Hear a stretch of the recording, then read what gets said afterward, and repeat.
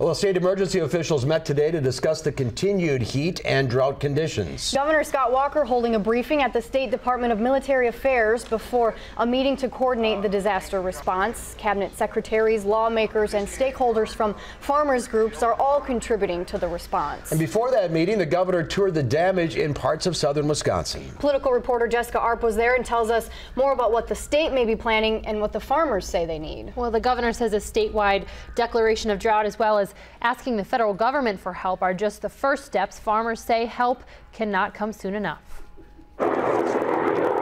Scanning southern Wisconsin from Racine to Iowa County, Governor Scott Walker touched down on farmland. You guys got nothing in here, right? Yeah. That is simply flattened and fried. We got an inch of rain, but the damaging winds have laid the corn flat, and we're not going to be able to harvest a lot of the poor corn stands. Farmer Kyle Levitzo told the governor about the trials on his 1,000-acre farm, where he also runs 300 dairy cows.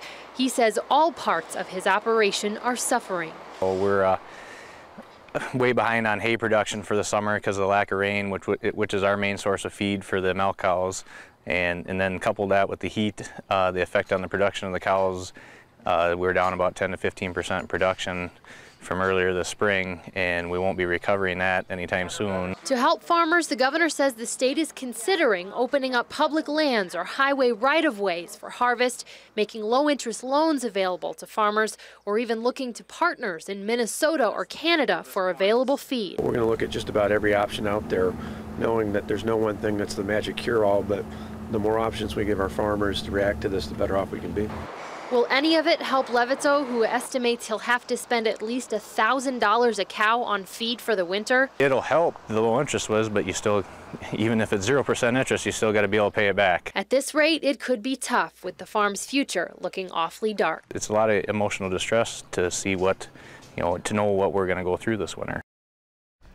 Levitzo is also concerned that measures wouldn't help farmers like him who run more cows and more property than some smaller producers. The governor said he will be continuing to roll out efforts they believe will be helpful in the coming days and weeks as those groups work out some plans and things that could help. And we know you'll relay that information to us when you get it. That's right. Thanks, Jess.